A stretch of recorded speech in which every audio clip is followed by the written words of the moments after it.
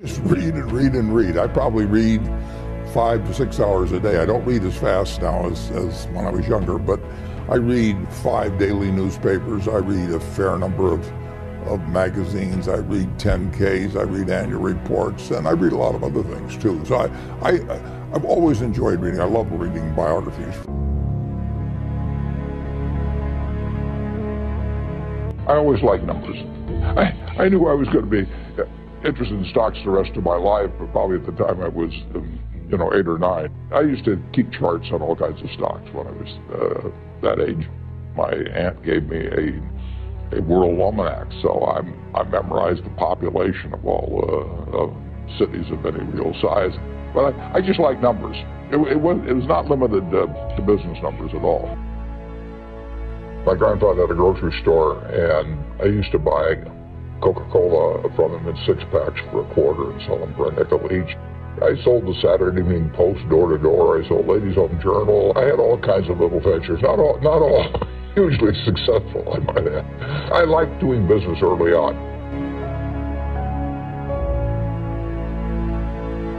Have the right heroes. I mean, I've always been lucky in that respect. And if the people you look up to are going to form your vision of what the world, how you want to be in later life.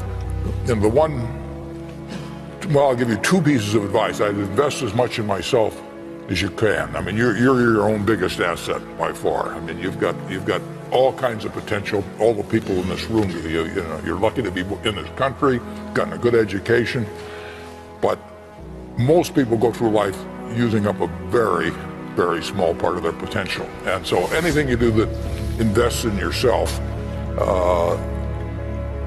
that's the best investment you can possibly make. And then I would follow my passion. I mean, whatever turns you on. I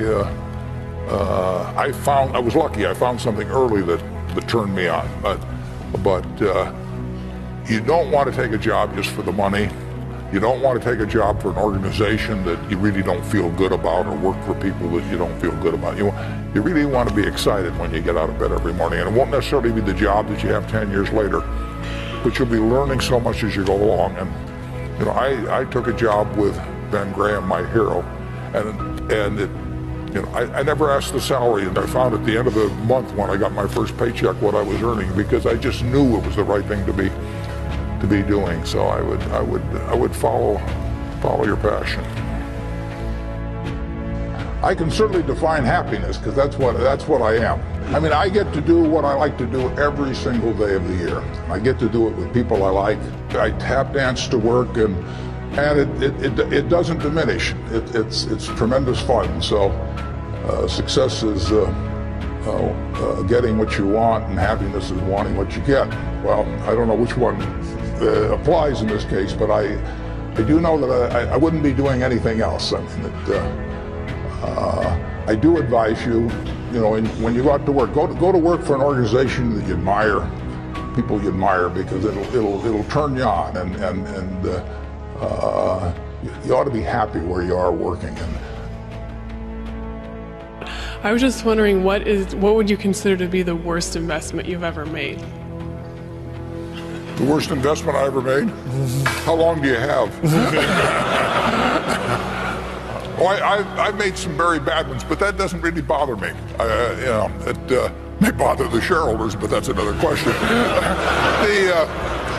You're going to make mistakes in life. I mean, there's no question about it. You don't want to make them on the big decisions, who you marry and some things like that. So there's no way I'm going to make a lot of business and investment decisions without making some mistakes. I may try to minimize them. I don't dwell on them at all. I don't look back. The biggest mistakes are the ones that actually don't show up. They're the mistakes of omission rather than commission. We've never lost that much money on any one investment, but it's the things that I knew enough to do that I didn't do. We have missed profits of as much as maybe $10 billion in things that I knew enough to do and I didn't do. Now, the fact I didn't buy Microsoft way back is not a foregone opportunity, because I didn't know enough to make that decision. But there have been other investments where I did know enough to make the decision, and for one reason or another, I either didn't do it at all or I did it on a small scale. I was sucking my thumb when I should have been writing checks, basically. And those don't show up. There's no place where it shows missed opportunities, but I've missed some big ones. The triumphs in life are partly triumphs because you know that everything isn't going to be a triumph. And I would never get too hung up on mistakes. I know a lot of people that really agonize over them, and it just isn't worth it. I mean, tomorrow's another day, and you live it forward and just go on to the next thing.